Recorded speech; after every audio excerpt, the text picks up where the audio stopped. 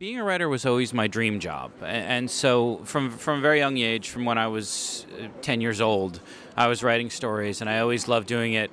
But I always thought of it as a hobby. I didn't think that I was ever going to be good enough to be published or be a professional at it.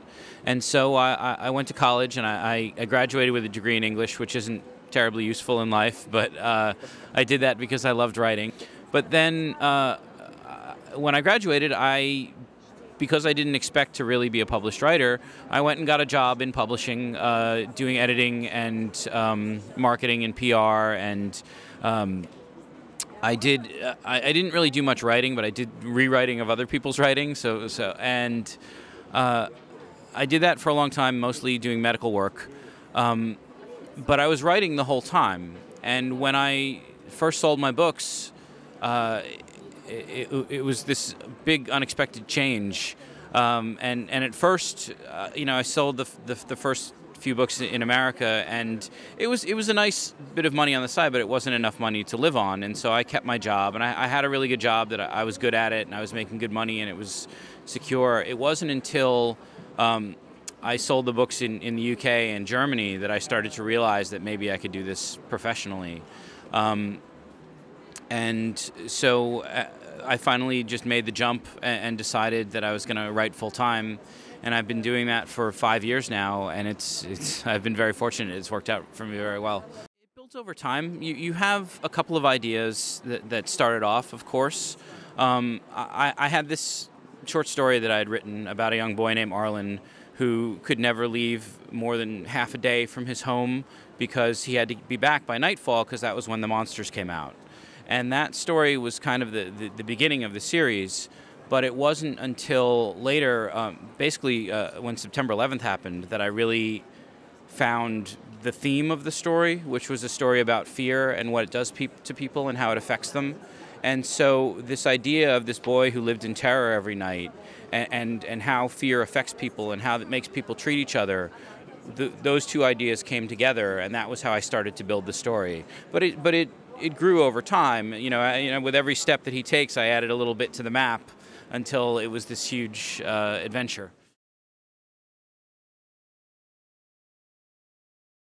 I was in New York when it happened.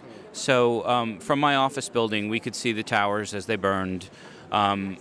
Nobody knew what was happening. Everybody was afraid.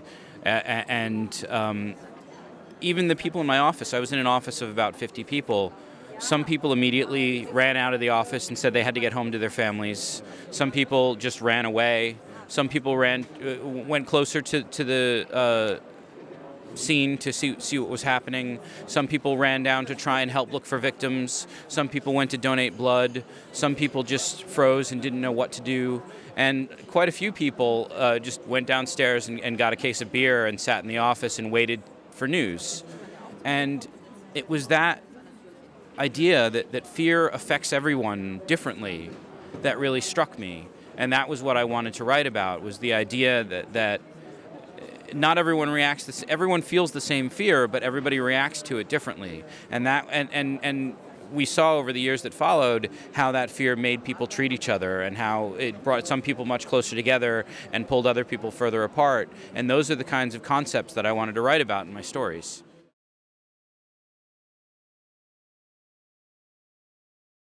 I don't get to read as much as I would like to anymore. I used to read at least a book a week, sometimes more than that. And now, because of my career, I don't get to read as many as I would like. And a lot of them are books that other publishers have sent to me asking me to read it so that I can write a little note on it. But the thing that I'm reading right now for pleasure is Mark Lawrence's Emperor of Thorns. It's the third in his Empire trilogy. The second one just came out here in Germany. And those books are wonderful. They're so good. I'm also a big fan of George R.R. Martin, Joe Abercrombie, Brent Weeks, Naomi Novik, C.S. Friedman. There's so many authors that I love. Of course, I started with Tolkien, and that was where it began for me. And then I went on from there to Terry Brooks and Robert Jordan, and then it was when I started to read George R.R. Martin that I realized that fantasy could be for adults too, and that it could deal with complex and difficult concepts, and that was really, I think, what got me working on my own stuff.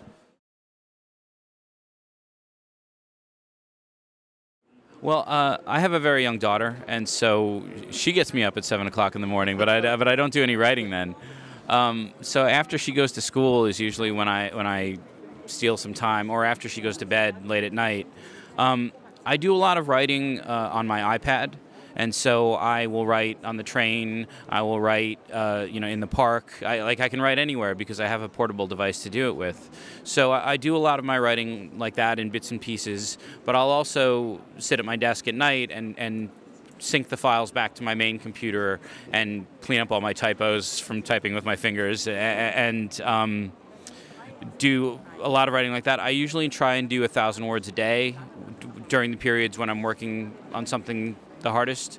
But it varies so much from day to day. What I didn't realize when I started writing professionally is how much of my time was spent doing things that were not writing. Negotiating contracts, talking to publishers in different countries, helping translators translate the work, working with artists to conceptualize the work. And so I thought that once I started writing full time, I would just get to write all day, and it hasn't really proven to be the case.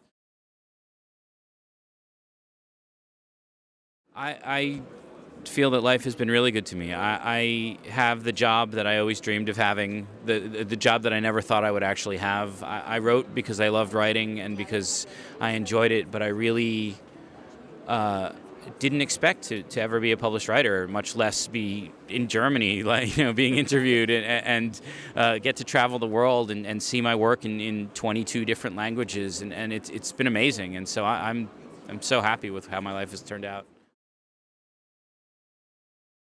Blue?